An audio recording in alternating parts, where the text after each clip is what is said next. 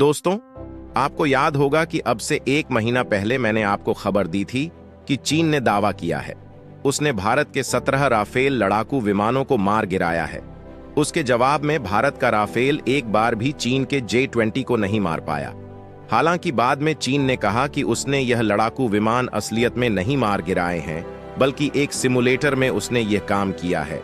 मतलब कि एक प्रकार के वीडियो गेम में चीन की सेना ने, जो कि दुनिया में दूसरे नंबर पर आती है सबसे ज्यादा पैसे खर्च करने के मामले में, उसने वीडियो गेम में राफेल लड़ाकू विमान को मार गिराया था।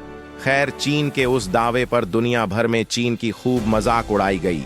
यह कहा गया कि दुनिया में $50 बिलियन अपनी सेना पर खर्च करने के बावजूद, जी हां, भारत से लगभग 4 गुना सेना पर ज्यादा खर्च करता है चाइना, और उसके बावजूद भी वह भारत के लड़ाकू विमानों को वीडियो गेम में मारता है।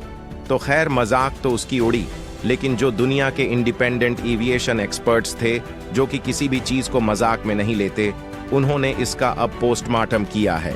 दरअसल चीन के दावे की उन्होंने सच्चाई निकाली है, और जो चीजें उन्हें पता चली हैं वो इतनी ज्यादा शॉकिंग है कि वह कह रहे हैं भारत को कि आप चाइना को थैंक यू कहो कि उसने J-20 जैसा लड़ाकू विमान बनाया, क्योंकि अगर चाइना J-20 नहीं बनाता तो आज स्थिति यह होती कि चीन की वायुसेना भारत पर बहुत ही ज्यादा हावी होती, यहां तक कि अमेरिकी सेना से टक्कर लेने की पोजीशन में भी वो जा सकते थे। ऐसा क्यों कहा जा रहा है? चलिए मैं आपको बताता हूं। दरअसल सबसे पहले तो आप स्क्रीन पर देखिए, इस दावे की सच्चाई खोलते हुए एक्सपर्ट ने सबसे पहली बात यह कह दी है कि किसी भी सूरत में, किसी भी परिस्थिति में और किसी भी मौसम में, यहां तक कि किसी भी युद्ध के सिनेरियो में कोई चांस नहीं है J-2 भारत के राफेल को हरा सके। इसके पीछे उन्होंने कारण ये दिया है कि जो J-2 है, पहली बात तो वो स्टेल्थ ही नहीं है। स्टेल्थ उसका सिर्फ आगे का हिस्सा है, नोज एरिया, जो पूरा बैक की 80 पर उसकी है, वह स्टेल्थ के नाम पर कचरा है। दूसरी बात उन्होंने ये बताई है कि चीन ने किस हिसाब से और किस सिमुलेटर की सेटिंग से भारत के राफेल को डिटेक्ट किया, वो उन्हें समझ में नहीं आ रहा। ऐसा इसलिए क्योंकि जो रडार सिस्टम राफेल में लगा हुआ है ना, वो अमेरिका के F-35 से भी बहुत ज्यादा एडवांस है J-20 की। तो बात आप छोड़ ही दीजिए, क्योंकि J-20 की जो लड़ाकू विमानों को पकड़ने की क्षमता है, उससे कई गुना ज्यादा एडवांस है राफेल लड़ाकू विमान। ऐसे में इससे पहले J-20 उसे पकड़ने की कोशिश करें, राफेल न सिर्फ J-20 को पकड़ लेगा हवा में, बल्कि टारगेट को लॉक करके अपनी मिटर मिसाइल भी दाग देगा। और मिटर मिसाइल क्या है? दरअसल ये वर्ल्ड की most advance active radar guided beyond visual range air to air missile है। इसका मतलब ये समझ लीजिए कि पूरे वर्ल्ड में, दुनिया में किसी के भी पास इससे ज्यादा एडवांस और खतरनाक एयर टू एयर मिसाइल है ही नहीं। यहां तक कि इसे टक्कर कर देने की कोशिश अमेरिका ने भी करी थी। उन्होंने अपनी एरम एयर 120D बनाई थी, जो कि F-35 और F-22 रैप्टर जैसे दुनिया के सबसे घातक लड़ाकू विमानों में लगाई गई है। लेकिन वो मिसाइल भी इसके मुकाबले 19 है, ये 20 है, यानी कि ये ज्यादा ऊपर आती है, ज्यादा एडवांस है। और इसीलिए जो ये इंडिपेंडेंट एक्सपर्ट्स हैं, ये कह रहे हैं कि हमने सारे गुणा भाग लगा लिए, सारे गणित जोड़ लिए, सारे फिजिक्स के रूल अप्लाई कर लिए, लेकिन हमें एक भी सिनेरियो ऐसा नहीं मिल रहा जहां पर J-20 मीटर मिसाइल से बच पाए।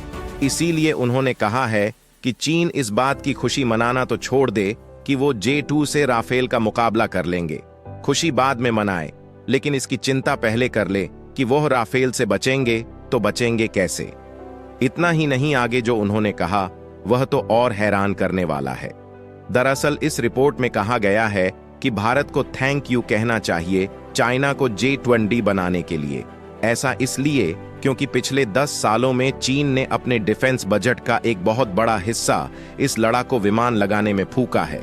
उड़ान के लिए पिछले 10 सालों से अपनी वायुसेना के टोटल बजट का हर साल 10 से लेकर 15 पर सिर्फ और सिर्फ J-20 को बनाने में फूका जा चुका है, और इस वक्त भी जलाया जा रहा है ये पैसा। क्योंकि J-20 पूरी तरीके से स्टेल्थ नहीं है, इसीलिए हर साल अरबों डॉलर फूके जा रहे हैं। इसे और बेहतर बनाने में एक्सपर्ट्स बता रहे हैं कि यह भारत के लिए बहुत अच्छा हुआ। इससे भारत को मौका मिल चुका है, क्योंकि पिछले 10 सालों में भारत ने सेना में इतना इन्वेस्ट नहीं किया, जबकि चीन जमकर पैसा फूंक रहा था।